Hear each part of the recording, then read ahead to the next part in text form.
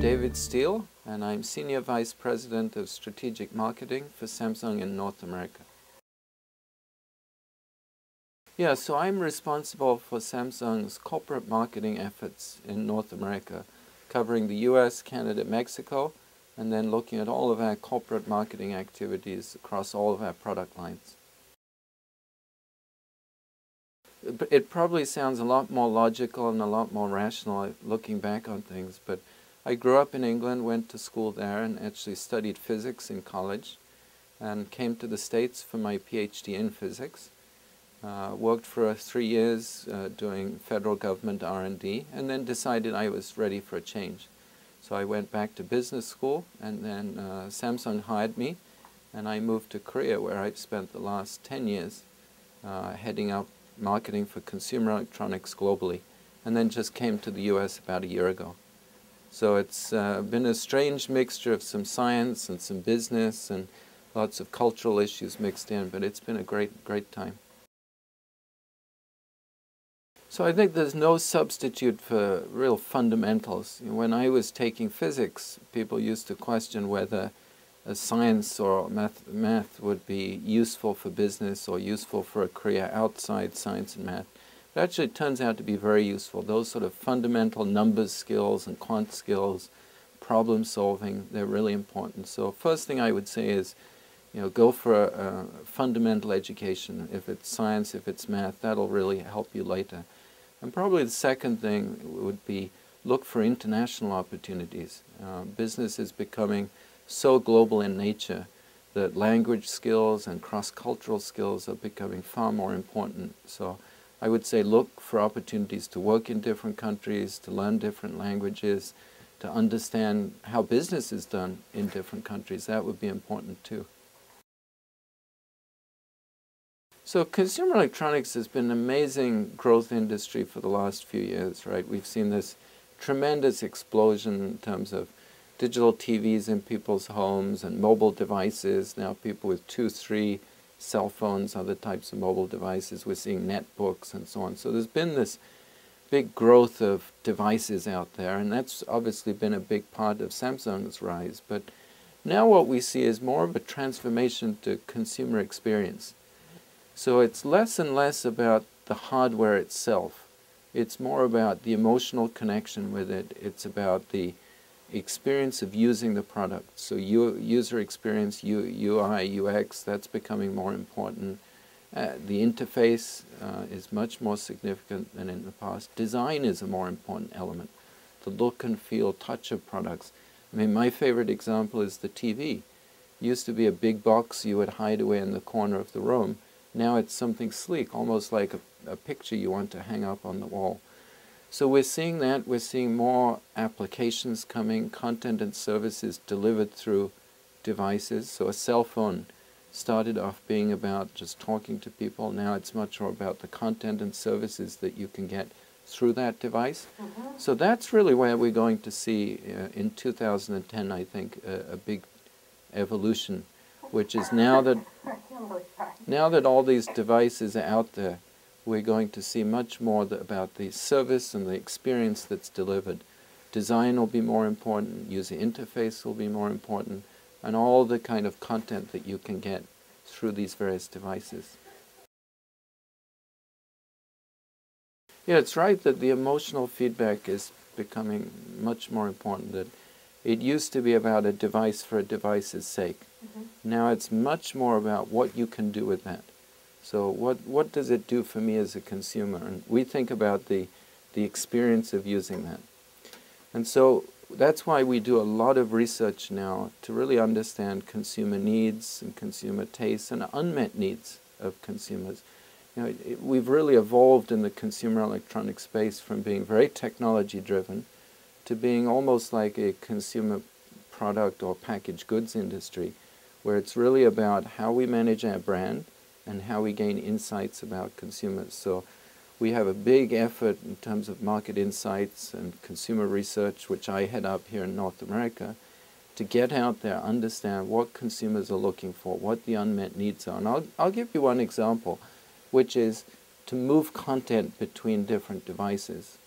So, I was out recently taking photos, family photos on vacation. We get back, I pull out the card, put it into my PC, and we all stand around a 20-inch monitor looking at these photos. In the room next door, there's a 55-inch TV. That's where I want to watch the photos. So we need to make it much easier to move content between different devices. Big screens for certain content, PCs for certain content, mobile phone for certain content. So those kind of insights that we can get from the way in which consumers use product and also the things they want to do with products, that's where we can really get benefit. It's a really interesting question. We were in a discussion recently where we were talking about what the TV of the future might be like. And we said, well, it's probably going to have a big screen, and it may have a hard drive for storing content, and it may have a mouse so that you can actually access different widgets or different applications on the TV, maybe a keyboard so that you can actually type things in. And then, hey, guess what? We've just reinvented the PC 30, 40 years too late. So it's definitely that sense of convergence is happening. But even though we see convergence, we also see that consumers buy products usually based on one thing. They're looking for some great performance in a particular aspect, and they don't want to trade off too much. Look at cell phones, for example, how the performance of the camera on a cell phone has improved, because people want that sort of feature, they want that function. So in case of TVs and PCs, we'll continue to see the availability of content coming together. But when you look to buy a TV, the number one most important thing is picture quality. And Samsung now is number one in the US market, so we know a few things about selling TVs, more than 6 million this year. Picture quality is paramount. Second is design. This, as I mentioned before, it's moved from being something you hide away in the corner of the room to something you put right in the center. You even hang it on the wall like a piece of fine art. So those sort of trends, yes, convergence is happening, but still we cannot compromise on product features and performance. We made a decision some years ago to really focus on the Samsung master brand.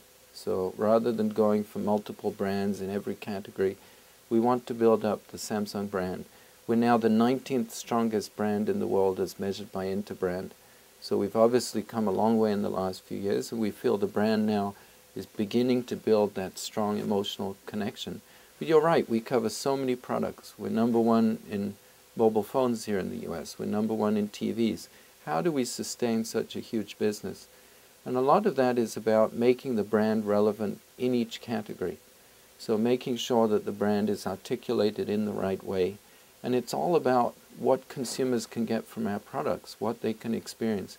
We want Samsung to be seen as a brand that really helps the experience for our consumers. It provides something valuable to them. It's not just a piece of hardware. It's a really cool experience. And that's where we're focusing the brand. And keeping some consistency across all of our product categories, but still connecting within each one because the needs are different. So the US has been a very fast-growing region for us in terms of our digital products here. TVs has been just a huge growth area for us. We're now number one by far in the US market, so that's been very strong. We're also now seeing a lot of growth in mobile phones with the move to so-called smartphones, but every phone is becoming smart. This distinction between smart and non-smart is really blurring now. Much more functionality into all our phones, and that's helped get us to a number one position in mobile phones as well. So those areas we see growth. We're now bringing in some newer product areas like home appliances. Home appliances was traditionally thought to be, again, a less interesting category, something not to get very excited about. But we brought the same kind of characteristics that we've brought to TVs, to mobile phones, to home appliances. Great design, some cool technology, energy efficiency from a sustainability perspective, and now we've got a very fast-growing home appliance business. So a lot of these categories where we think we can grow our business. We still see a lot of room to grow here in the US. obviously emerging markets too, where there's demand around the world for the transition from analog to digital technology, and then from standard definition to high definition TVs, a lot of demand there. So we see a great potential in not only in our products, but also what our products can do.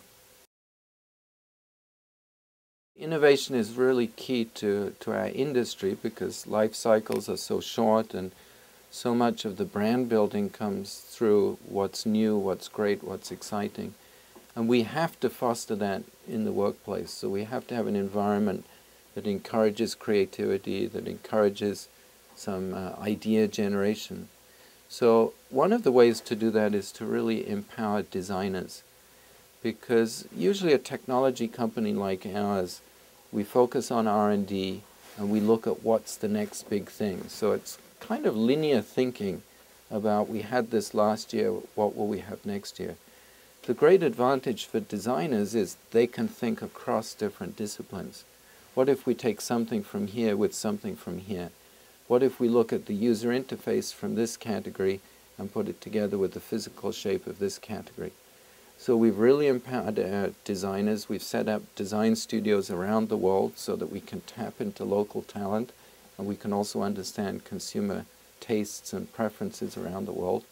And empowering designers to bring together some of these discrete insights that view technology as a building block. Technology is not the end goal, but technology is what really facilitates the consumer experience. So that's a large piece of how we've become more innovative, more creative. So I think one of the marketing campaigns here in the US that's been very successful for us has been around our NFL sponsorship. So we're the official HD TV of the NFL, and that gives us obviously a good association with sports, which is a big passion point for consumers here. But we've really activated across a number of different ways. But the key there, I think, is it's all coming from the passion of consumers.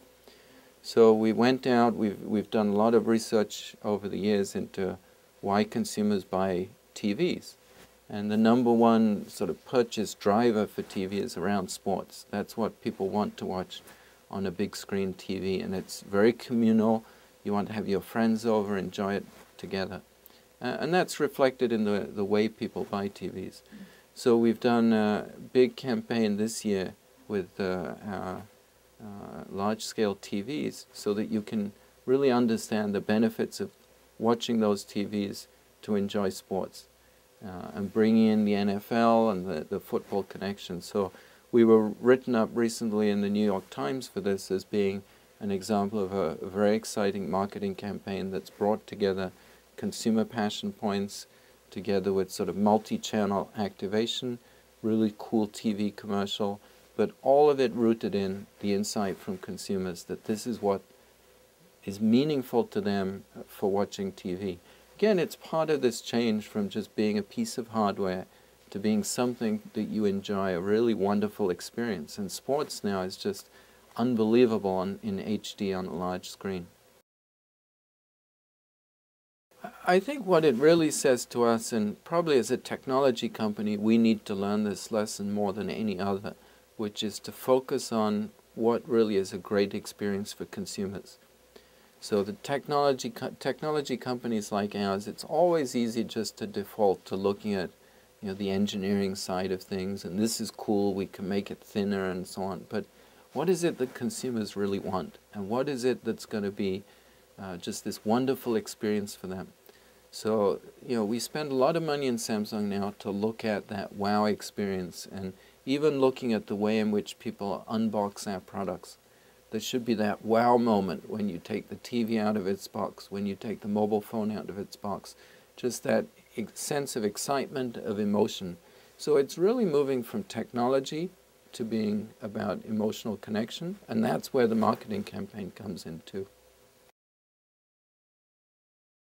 Yeah, we had products a few years ago when I was working in Korea where it was really at the early stages of convergence, so of putting things together and saying, let's take a phone and let's put a camera basically together with it. And that was like the first camera phone some years ago.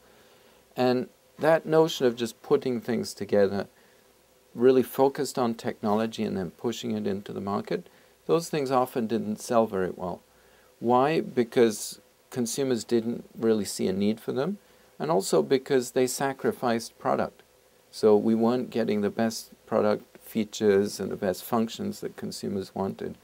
So sometimes when technology isn't aligned with where consumers are, and it's just pushing a technology solution to a problem which they don't feel they have, then that's where I think we can get in trouble. But the more we're rooted in really understanding what people are buying, what their unmet needs are, what sort of goals they have really from their products, that's where we can build successful marketing. Mobile phones have just been a tremendous industry and obviously great business for Samsung. We're now #2 globally, #1 in the US. And the numbers are staggering. So we'll sell more than 40 million mobile phones this year in the US market. More than one every second is being sold with the Samsung brand name in the US market. And globally, we're selling about 5 every second. So the scale of this business is incredible. Globally also, 1 in 5 people will buy a mobile phone this year among all brands. 1 in 5 people on the planet will buy a mobile phone. So that gives you a sense of the scale of the business.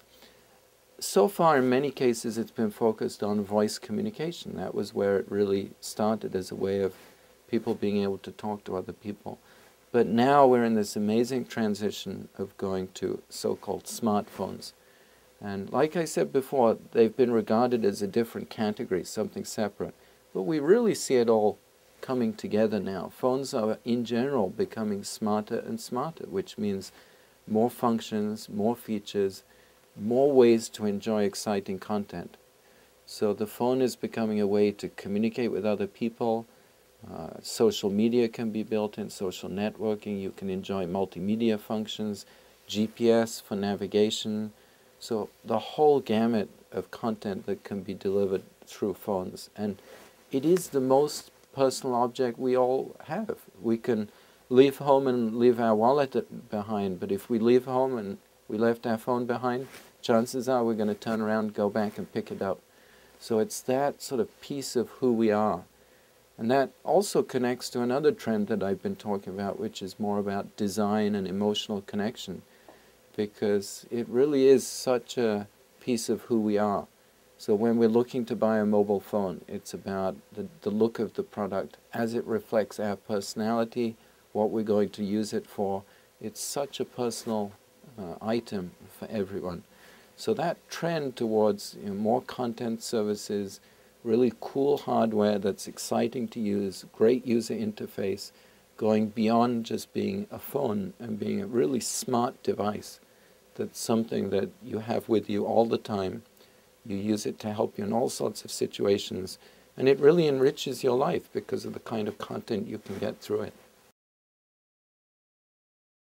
Yeah, so one of the things we've been learning about content on the phone is it needs to be optimized for the phone. So we're seeing much more about short-form content that can be enjoyed on the phone, so video clips, things like that, that are really optimized for a smaller screen. But it's not just about video, it's also about the way in which people are communicating. Look at the growth of social networking services.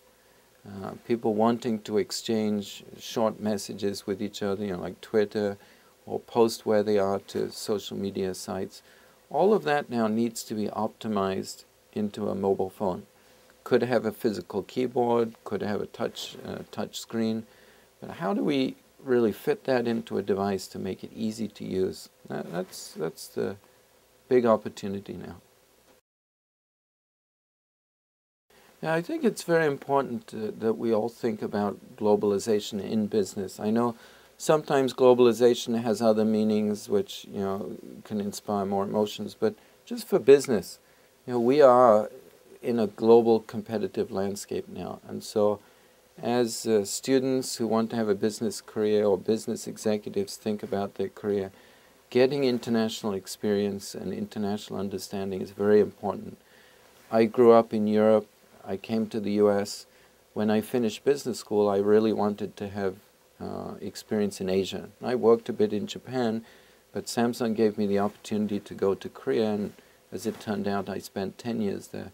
That really gave me a great understanding into the need to manage multicultural, multinational teams. So more and more we're looking to leverage the capability of teams and individuals in different places in the world, looking for design expertise here or R&D expertise here, looking for marketing expertise locally in markets around the world. How do we build a very powerful organization that spans those different countries and cultures? That's why I think experience in different regions is very, very important, and particularly with the growth in Asia. I mean, Asia is such an important region now, not only as a manufacturer and producer of product, but also as the source of great innovation, and increasingly also as the source of great demand for product. So having understanding of what Asia is all about, and I'm even committing a big mistake there to say Asia, just like it's Europe. Recognizing all the national differences, all the cultural norms within Asia. Asia is such a varied place. So understanding some of that and being able to implement it into your management skills so that you can build teams, you can manage effectively, and really set common goals, but have everyone aligned to work towards them. So, people ask me about challenges, and the number one thing which they usually expect is language. But language is usually the easiest to get over. I mean, worst case, you have a translator, but increasingly companies like Samsung, English is becoming the de facto language of communication. So language really isn't it. It's more about understanding the cultural norms there. Korea is a country that's very much based on groups. The US, Europe, much more based on individuals. So how do you understand the norms of a group culture and how you can manage in that environment? So people say to me, it must have been very difficult for me. I think actually it must have been more difficult for the people who worked for me, because they probably thought they've got this crazy boss who's marching to a different tune, who's got different ideas. A lot of it, though, is just about give and take. So I should respect the way they do things, because it's been very successful. Look at Samsung's performance, 19th strongest brand in the world, profitable, $100 billion market cap. This company has been extremely successful. So I have to respect a lot of those strengths, but I also have to try and bring my own understanding, my own expertise in how we might do things in a different way, how we can build a stronger global footprint for our business. So that's where I think really at the human level, it's so important. You get to know the people you work with, spend a little bit more time than perhaps you would in the US or in Europe to build relationships, to understand who people are, and then really have that flexibility of give and take, trying to understand each other, communicating very openly, and really, as I said before, leveraging the strengths of each individual and of each national team. I think if I had to pick out one characteristic from Korean business that really separates it from other countries where I worked, it's about passion. So just this tremendous commitment, this tremendous intensity, setting a goal and really aligning everyone with achieving that. If you think about Samsung, I mean, this company has been built on a dream in many ways. We just celebrated our 40th anniversary last month, so we're quite a young company in the technology space. But Samsung Electronics has really distinguished itself by setting these crazy goals, these stretch goals that people said, wow, that's so ambitious. It really won't be possible. You don't have the capabilities, the expertise, something like that, and then getting there. So 40 years ago when we started the TV business, and we were, let's say, 20 years behind our competitors, who would have believed now we'd be #1 globally and really acknowledged as the leader in the TV industry? Same thing for mobile phones, now #1 here in the US market in selling mobiles. So that notion of just setting an incredible goal and then the passion, the intensity, the commitment to making it happen. And I think that's something where if you take it back to the underlying culture, that strong group orientation that Korea has, to set that sort of goal and to get everyone working towards it. That's just so very powerful. And I think that's what's propelled us to where we are today. Now it's how do we match that with some other characteristics that are really around the innovation and creativity, and that's going to make just an amazingly strong company going forward. You know, we talk a lot internally about leadership in the Samsung context, and I would pick out a few characteristics. Number one would be vision. So as a leader of any organization, whether it's one person or 100,000 people, setting a vision for that organization is the fundamental responsibility of the leader, and it's also their challenge to really get people aligned and excited by that. So I think vision is very important. I think another thing is the followership. So you can only have leaders if you have followers, and that leader needs to really instill in all the people who are working with them a sense of shared goals, of open communication, common responsibilities. So if you're a leader, what are your responsibilities to the people who are working with you in terms of open communication and so on? The third characteristic, I would say, it's back to the discussion about globalization, is you've got to have a global mindset. So you've got to have the flexibility to understand different countries, different cultures, how you build your business across a global footprint. I would say those are sort of key elements of business leadership, but number one easily is vision.